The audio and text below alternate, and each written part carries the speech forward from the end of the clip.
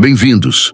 Hoje vamos mergulhar em um tema fascinante e misterioso: os anjos mais poderosos que existem.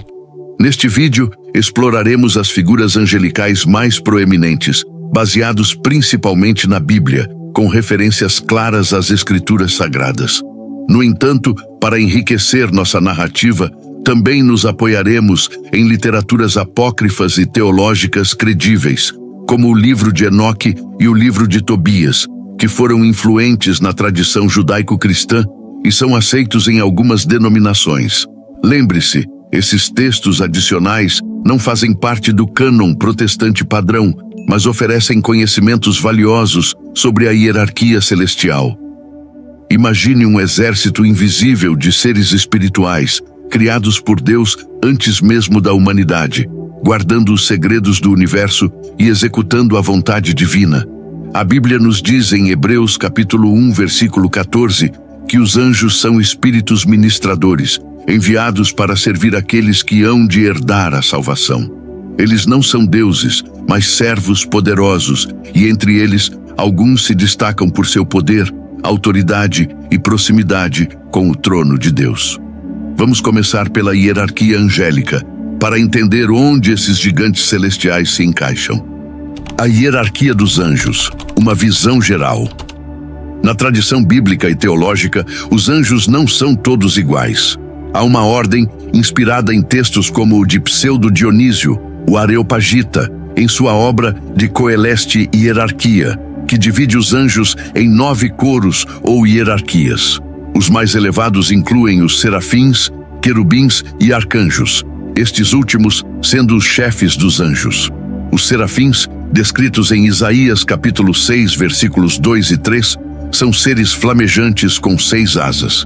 2 cobrem o rosto, 2 os pés e 2 para voar. Eles circundam o trono de Deus, clamando incessantemente: Santo, Santo, Santo é o Senhor dos exércitos. Toda a terra está cheia da sua glória. Sua proximidade com Deus os torna incrivelmente poderosos, simbolizando pureza e adoração eterna. Em Isaías 6, um serafim purifica os lábios do profeta com uma brasa do altar, mostrando seu papel em preparar os humanos para a presença divina. Já os querubins são guardiões ferozes. Em Gênesis 3, versículo 24, após a queda, Deus coloca querubins com espadas flamejantes para vigiar o jardim do Éden, impedindo o retorno da humanidade. Ezequiel 10 os descreve como seres com 4 faces, de homem, leão, boi e águia, cobertos de olhos, movendo-se em rodas giratórias cheias de fogo. Eles protegem a santidade de Deus e aparecem na Arca da Aliança, Êxodo 25, versos 18 a 22, onde a voz de Deus ecoa entre eles. Esses não são anjinhos fofos.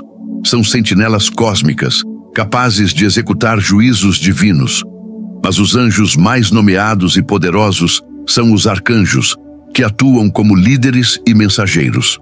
A Bíblia menciona explicitamente apenas 2 pelo nome, Miguel e Gabriel.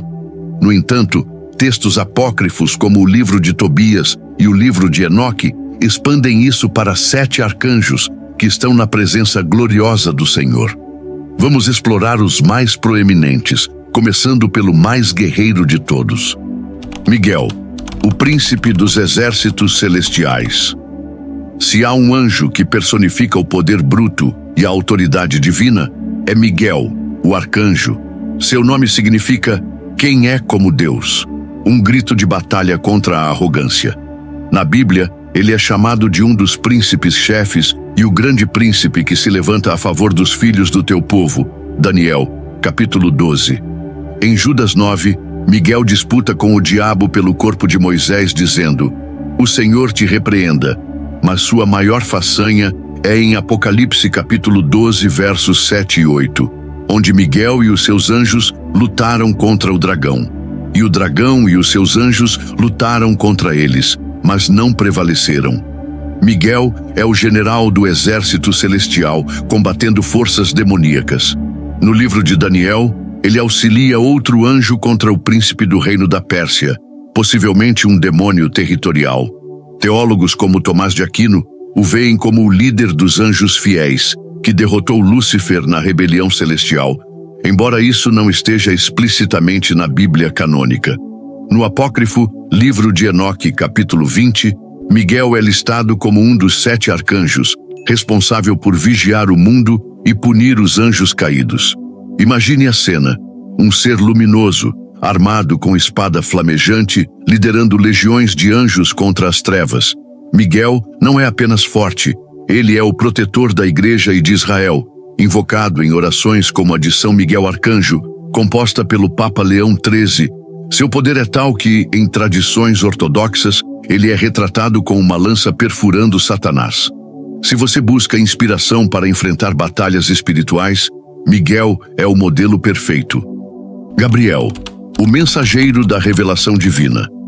Passando do guerreiro para o arauto, encontramos Gabriel, cujo nome significa Força de Deus. Ele é o grande mensageiro, aparecendo em momentos cruciais da história da salvação. Em Daniel capítulo 8, versículo 16, Gabriel é ordenado a explicar uma visão ao profeta. Gabriel faze que este homem entenda a visão. Mais tarde, em Daniel 9, versículo 21, ele voa rapidamente para revelar o futuro de Israel. No Novo Testamento, Gabriel brilha ainda mais. Em Lucas capítulo 1, versículo 19, ele se apresenta a Zacarias. Eu sou Gabriel, que assisto diante de Deus, e fui enviado a falar-te. Ele anuncia o nascimento de João Batista e em Lucas, 1 versículo 26 ao 38, revela a Maria: Ave, cheia de graça, o Senhor é contigo. Conceberás e darás à luz um filho, a quem chamarás Jesus.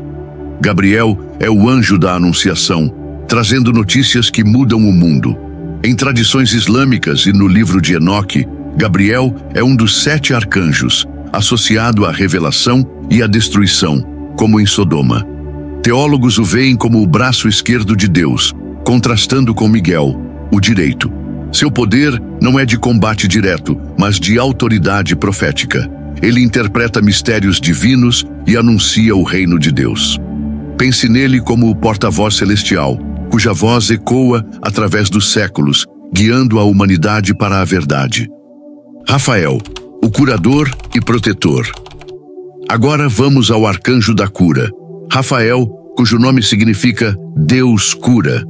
Ele aparece principalmente no livro de Tobias, um texto deuterocanônico, apócrifo para protestantes, onde se disfarça de humano para acompanhar Tobias em uma jornada perigosa. Em Tobias 12, verso 15, Rafael revela: Eu sou Rafael, um dos 7 anjos que estão sempre prontos para entrar na presença do Senhor. Durante a viagem, Rafael expulsa um demônio que atormentava Sara, cura a cegueira de Tobias com bile de peixe e ensina lições de fé. Seu poder de cura é simbólico, representando a misericórdia de Deus. Em tradições católicas e ortodoxas, ele é invocado contra doenças e perigos de viagem, frequentemente retratado com um cajado e um peixe. Embora não nomeado na Bíblia protestante, alguns ligam Rafael ao anjo que agitava as águas da piscina de Betesda, em João 5, versículo 4, curando os enfermos. No livro de Enoque, ele é um dos 7, responsável pelos espíritos humanos. Rafael nos lembra que o poder angélico inclui compaixão, curando não só o corpo, mas a alma. Uriel e outros arcanjos, guardiões da sabedoria e da justiça. Expandindo para textos apócrifos, encontramos Uriel, que significa luz de Deus. No livro de Enoque, capítulo 20, Uriel é um dos 7 arcanjos, vigiando o mundo e o Tártaro, ou seja, o abismo. Em 2 Esdras 4, ele explica visões ao profeta Esdras, revelando segredos cósmicos. Tradições ortodoxas o associam ao fogo e ao julgamento, retratando-o com uma espada flamejante.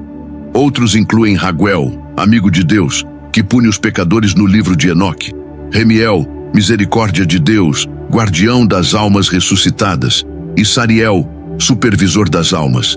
Esses 7 arcanjos, listados em Enoque 20, Miguel, Rafael, Gabriel, Uriel, Sariel, Raguel e Remiel, intercedem pela humanidade e combatem o mal. Em tradições cabalísticas e ortodoxas, há variações como Selafiel, Jegudiel e Baraquiel.